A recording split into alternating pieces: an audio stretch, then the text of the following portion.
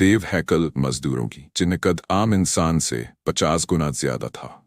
4,500 साल कबल, जब मिस्र में पुरानी बादशाही का दौर था, फिरौनों के लिए अहराम तामीर किए गए।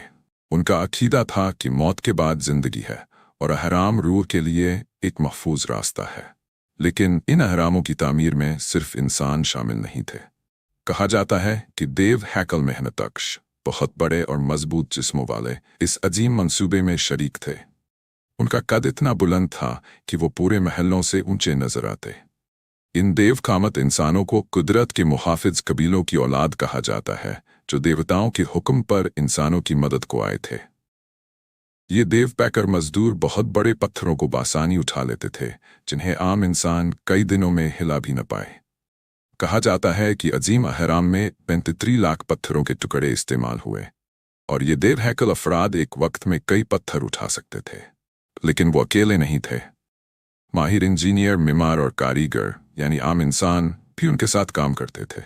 इंसान मंसूबाबंदी करते, जाविये नापते और नक्शा तैयार करते, जबकि देव कामत अफराद पत्थर रखकर तामीर मुकम्मल करते।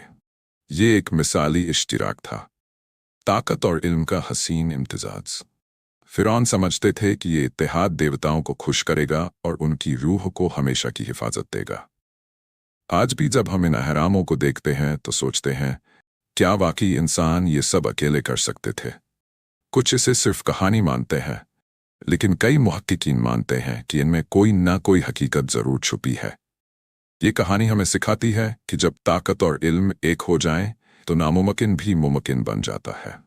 चाहे ये दास्तान हकीकत हो या रिवायती कहानी, अहराम मिस्र आज भी उन देव हैकल मेहनतकशों की अजमत का निशान बने हुए हैं।